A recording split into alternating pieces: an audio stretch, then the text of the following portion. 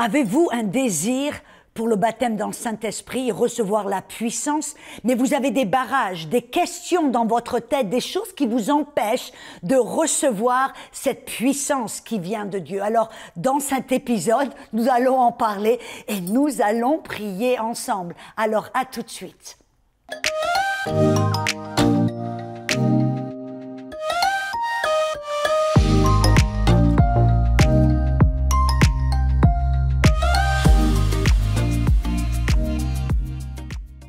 Et bonjour, bienvenue, je suis Audrey Mac de la zone Rapha où nous parlons de la guérison. Et vous savez, si vous m'avez entendu enseigner, vous savez que je parle toujours du Saint-Esprit, combien on a besoin de la puissance du Saint-Esprit pour être guéri dans tous les domaines de notre vie. Et le Saint-Esprit nous a été envoyé par Jésus.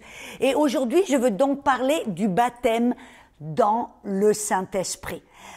Et je sais que certains parmi vous avez peut-être tout un tas de questions. On vous a peut-être dit le Saint-Esprit vient du diable, le parler en langue ça vient du diable, le Saint-Esprit c'est pas pour tout le monde, le parler en langue c'est que pour quelques-uns, bref, tout un tas de questions où il faut attendre, donc on va parler un peu de tout ça. Donc mettez votre ceinture de sécurité et on va commencer à répondre à certaines de ces questions.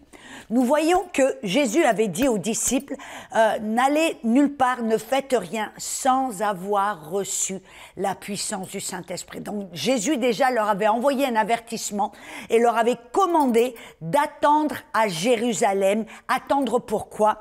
Pour le baptême dans le Saint-Esprit, quand le jour de la Pentecôte. Et on voit, c'est exactement ce qui s'est passé. Amen.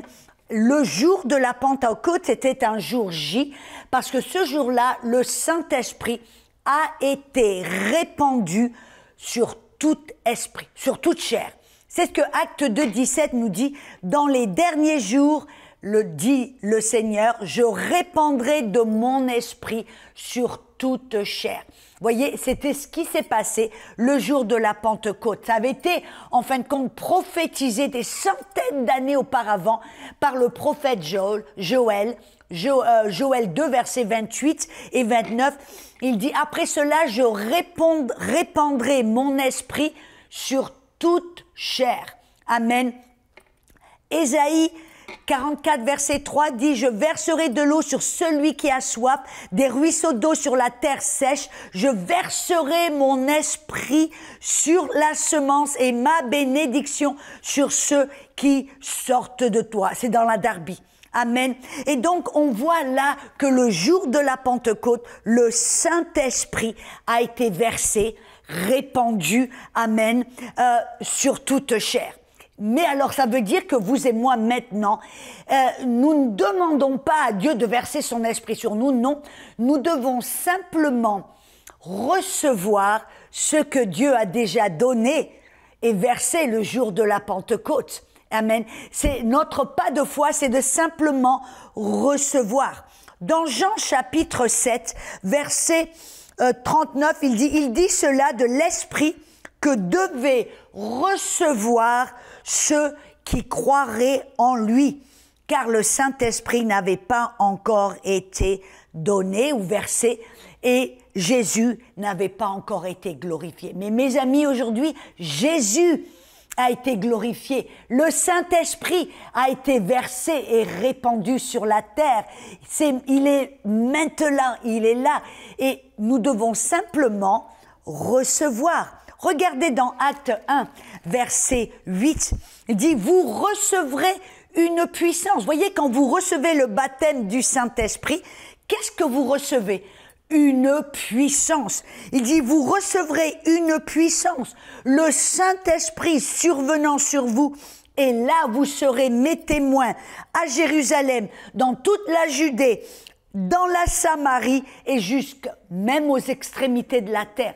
Vous avez besoin de la puissance du Saint-Esprit, mes amis. Vous voyez, c'est ce que les disciples, c'est ce dont ils avaient besoin. Vous vous rappelez l'apôtre Pierre, qui lui, à 3 reprises, a nié Jésus, il lui était incapable de témoigner que Jésus était son maître, que Jésus était le Fils de Dieu, devant une petite servante. Quand elle dit, n'es-tu pas un de ses disciples? Elle dit, non, je ne le connais même pas.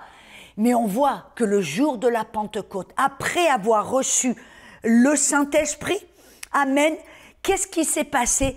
Ça a transformé Pierre en un témoin puissant. Là, tout d'un coup, devant des milliers de personnes, ceux qui avaient quelques jours auparavant crucifié Jésus, qui avaient dû crucifier, crucifier, qui l'ont regardé là sur la croix, qui sont moqués de lui, c'était eux qui étaient là devant Pierre. C'était même plus une petite servante.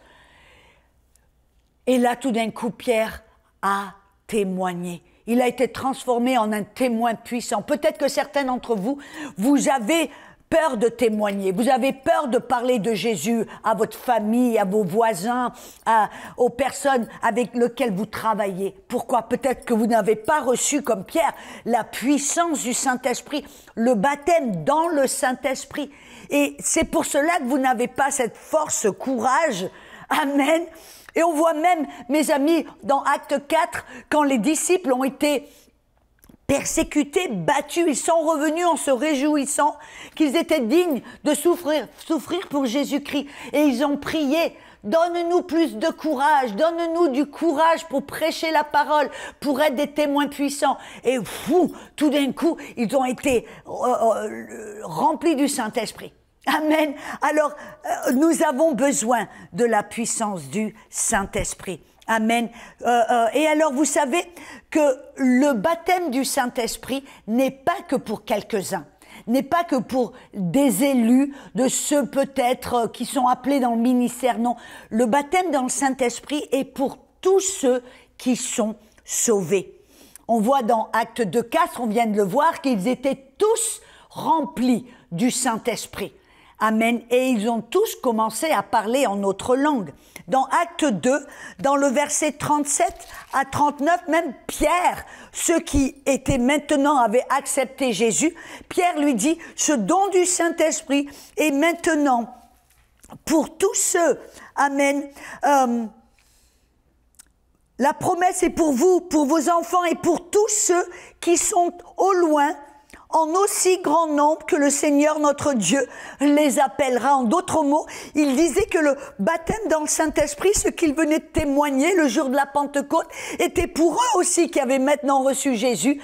3000 étaient venus au Seigneur après que Pierre ait prêché. Il dit ce don du baptême, ce don de puissance dans le Saint-Esprit est pour vous et pour tous ceux, même plus loin, dans le futur, amen, qui veulent le baptême dans le Saint-Esprit, qui ont besoin de cette puissance. Et même Jésus l'a même dit dans Marc 16, verset 17, il dit, voilà les signes qui devraient accompagner ceux qui croient en mon nom. Vous voyez, la première chose nécessaire, c'est que vous devez être sauvés. Vous devez croire dans le nom de Jésus. Vous devez être un disciple de Jésus-Christ. Il dit, voilà les signes qui devraient vous accompagner si vous êtes un disciple de Jésus-Christ. Il dit, vous chasserez les démons et vous parlerez en autre langue. Vous savez, le parler en autre langue était une évidence qu'ils avaient reçu le baptême dans le Saint-Esprit. Amen. C'était une évidence. On voit à chaque fois que les disciples étaient remplis du Saint-Esprit et ils commençaient à parler en autre langue. Mais vous savez, pour recevoir le baptême dans le Saint-Esprit, quelque chose est impératif. Vous devez avoir un désir. Vous devez avoir une soif et une faim spirituelle. Vous est-il déjà arrivé peut-être d'ouvrir votre Bible et ça a l'air d'être du charabia? Vous n'arrivez pas à comprendre les paraboles dont Jésus parle. Vous n'arrivez pas à presque comprendre les Écritures. Pourquoi? Parce que vous avez besoin du baptême dans le Saint-Esprit.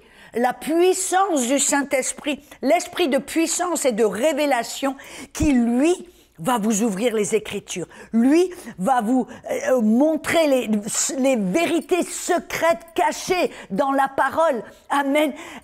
C'est le Saint-Esprit qui va le faire. Moi, je me rappelle, après avoir été rempli du Saint-Esprit, où j'ai commencé à parler en autre langue, immédiatement après, je me rappelle avoir pris ma Bible et voir un verset que je ne comprenais pas.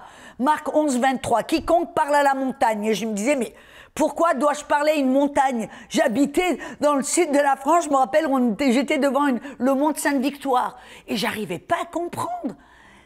Et après avoir été rempli du Saint-Esprit, c'était comme si tout d'un coup j'avais une nouvelle Bible. J'arrivais à comprendre, j'ai tout d'un coup vu et compris les choses à laquelle Jésus parlait. Et c'était comme si tout d'un coup je décodais les Écritures. C'était parce que maintenant j'avais reçu le baptême dans le Saint-Esprit. Et vous savez, c'est ce que Jésus a dit.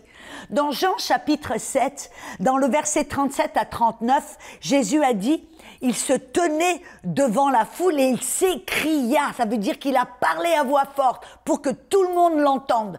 Il dit, si quelqu'un a soif, qu'il vienne vers moi et qu'il boive.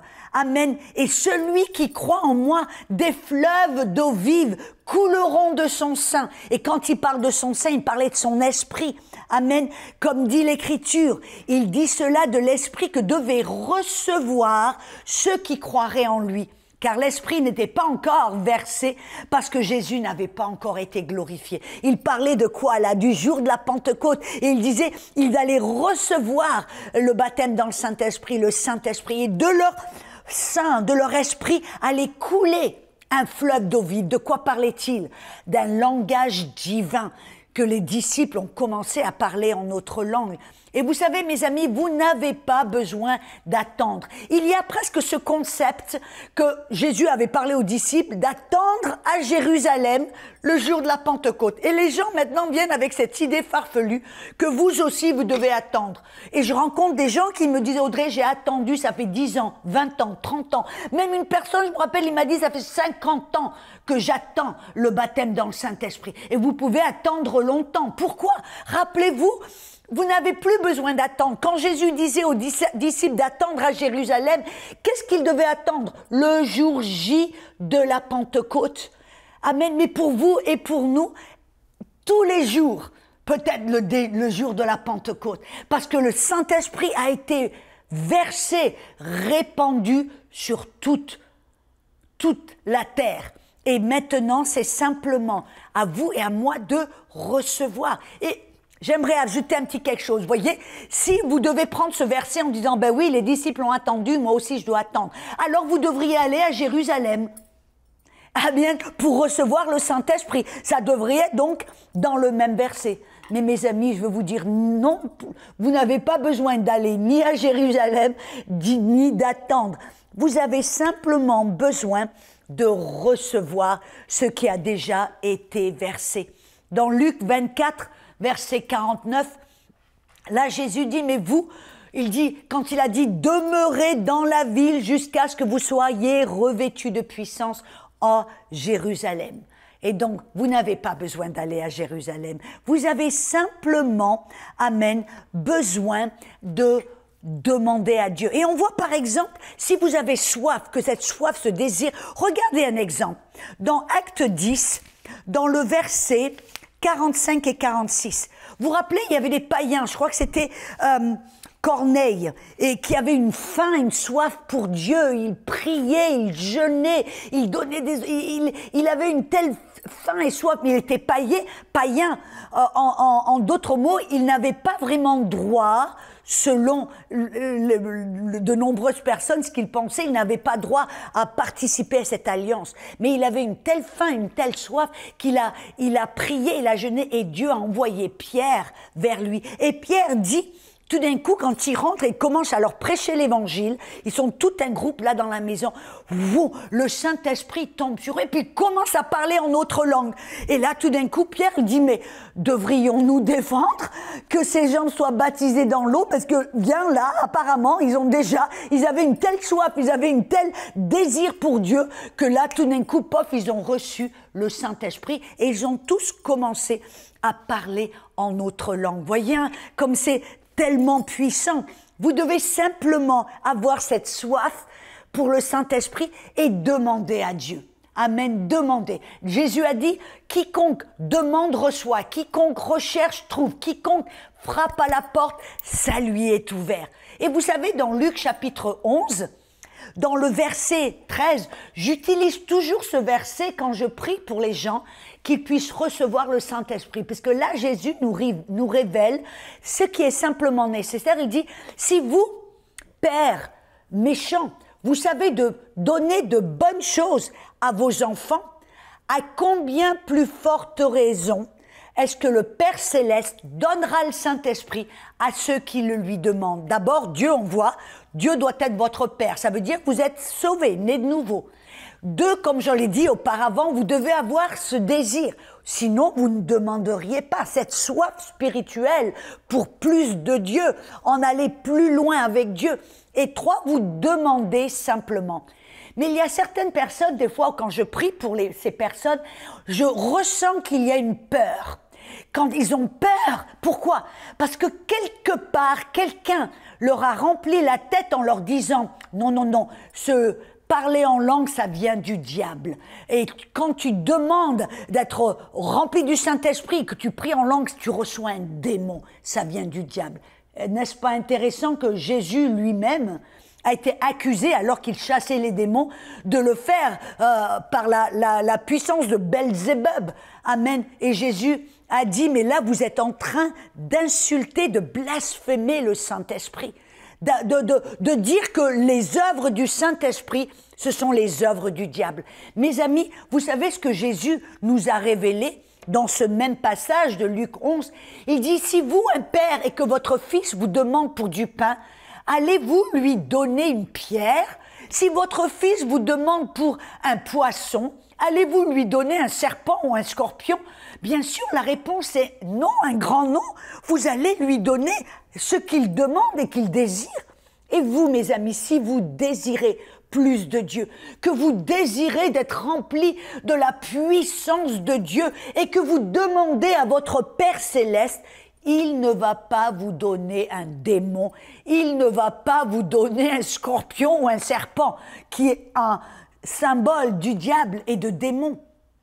Non, votre Père, il dit, si vous, Père méchant, vous donnez de bonnes choses, à combien plus forte raison est-ce que le Père Céleste vous donnera le meilleur? Il vous donnera le Saint-Esprit. Vous avez simplement besoin de demander. Et on voit, vous savez, dans la Bible, à maintes reprises, ceux qui avaient soif, ceux qui étaient immédiatement, qui avaient même reçu le salut immédiatement, dans les secondes, même minutes qui suivaient, paf, ils recevaient le Saint-Esprit et ils commençaient à parler en autre langue.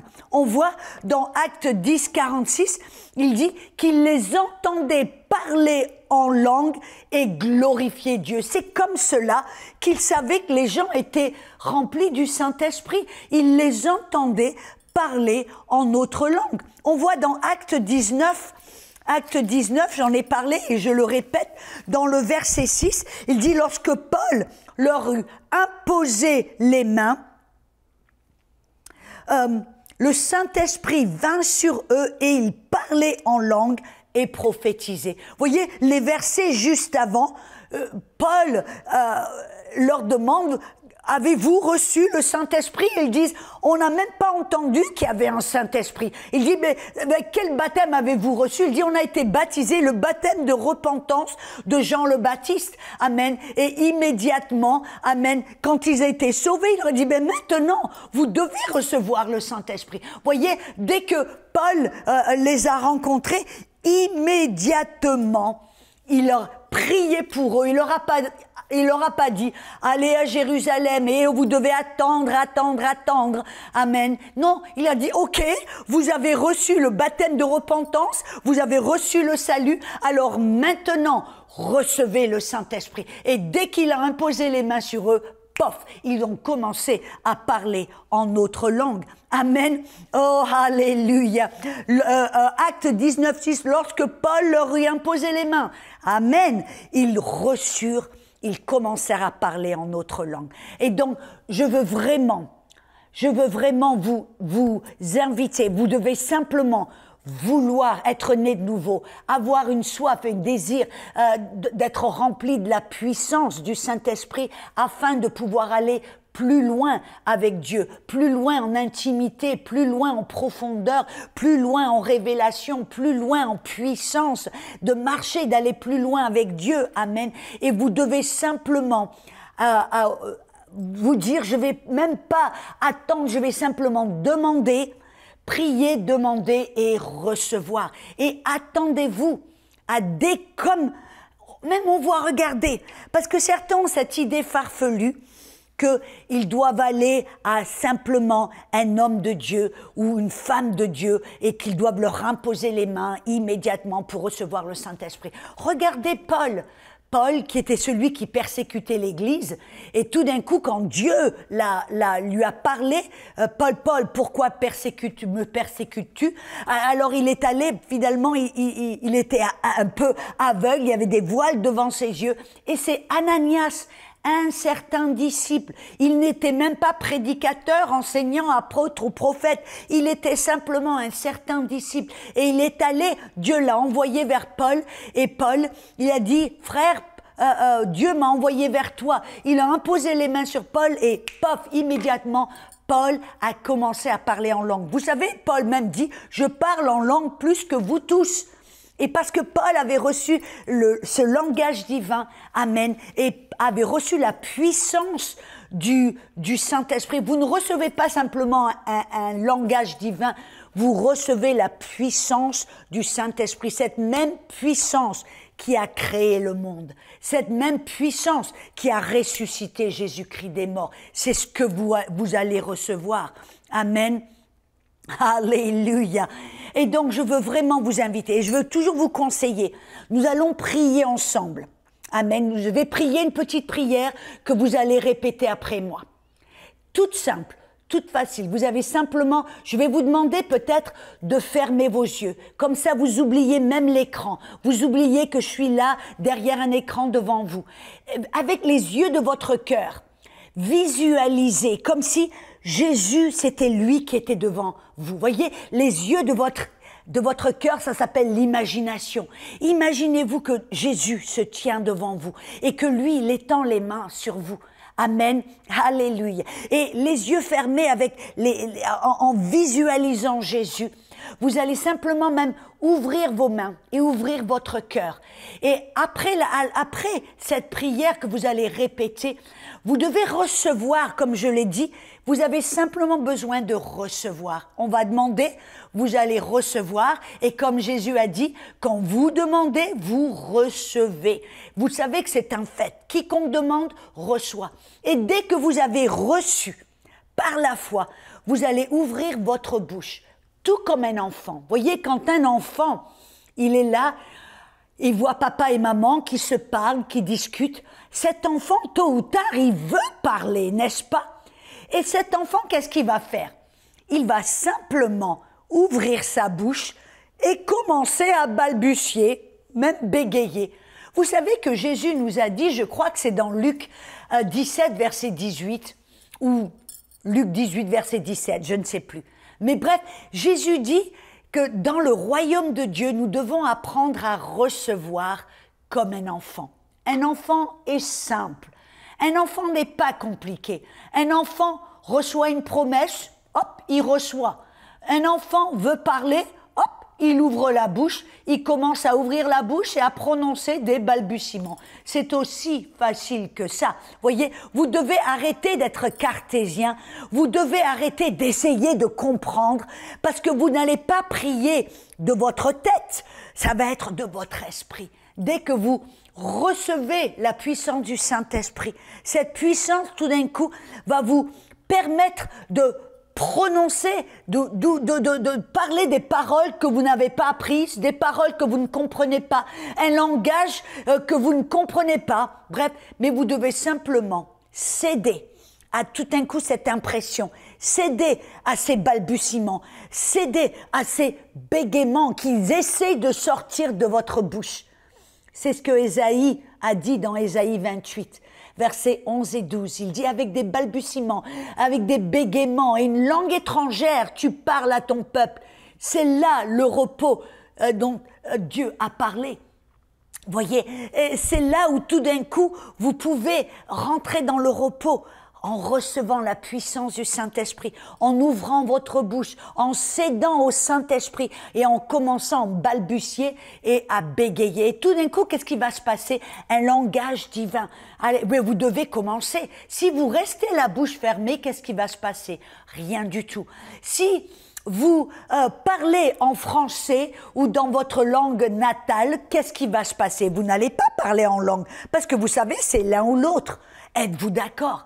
Alors, vous devez vraiment, faites confiance à Dieu, vous demandez, vous aspirez, vous désirez, vous allez prier et répéter après moi, vous allez recevoir, ouvrir votre bouche et parler en autre langue, comme le Saint-Esprit vous donne cette capacité divine. Êtes-vous prêts, mes amis? Ça va être glorieux, ça va être puissant. Je vous dis la vérité, j'ai vu des milliers et des milliers et des milliers de personnes remplies du Saint-Esprit. Certains étaient dans leur voiture, d'autres derrière leur ordinateur, d'autres dans l'église, d'autres simplement sur leur chemin alors qu'ils rentraient à la maison. Et Dieu n'a aucun exigence de où, quand et comment. La seule chose qu'il désire, c'est un cœur qui a soif, qui a faim, qui fait confiance à son Père, qui demande et qui reçoit. C'est aussi simple que ça. Êtes-vous prêts? Priez avec moi. Fermez vos yeux. Visualisez Jésus devant vous. Avec un cœur et des mains ouvertes. Répétez, Père Céleste, remplis-moi du Saint-Esprit et de puissance. Je crois, parce que je te demande, je reçois. Maintenant, je vais ouvrir ma bouche et parler en langue. Car Saint-Esprit, tu me donnes cette capacité. Alors Saint-Esprit, je t'invite. Tu es la bienvenue dans mon temple, car je suis le temple du Saint-Esprit. Père Céleste, je te remercie et je prie au nom de Jésus. Amen. Ouvrez votre bouche. Commencez à prier. Brapatakara bababara habadoro boria pababera bide bere beno bobo brande boria babara kade keri aptare kere bere rote prondere bere riatara bare de chiandore. Oh, continuez à laisser ce flot couler. Commentez-les bene. Peu importe si vous avez juste quelques paroles. Moi, j'avais 2 mots quand j'ai commencé. Mais le tout, c'est de continuer, d'être fidèle avec ces 2 mots et de continuer à prier. Brododorbo rababa, bougez votre bouche. Abanele bene unda la baria totone me kashande. Alléluia, alléluia. Arrêtez-vous de prier. Recommencez. Handaliata rekeriato robonde de. Arrêtez. Recommencez. Pourquoi est-ce que je vous ai demandé d'arrêter et de recommencer de prier? Parce que je veux vous montrer quelque chose. Vous n'avez pas à attendre d'être dans un endroit spécial. Dieu vous laisse libre. Vous êtes toujours libre, il ne va jamais vous forcer, il ne va jamais vous obliger. Vous êtes libre de prier en langue quand vous le voulez, où vous voulez, aussi longtemps que vous voulez. Mais vous devez choisir de le faire. Dieu ne va pas vous forcer, vous pousser, vous n'avez pas besoin de sentir une certaine extase ou une certaine puissance. Vous avez simplement besoin de choisir de le faire. Amen. Et je veux vraiment vous inviter à le faire. Amen. On se retrouve pour un autre épisode de Zone Rapha.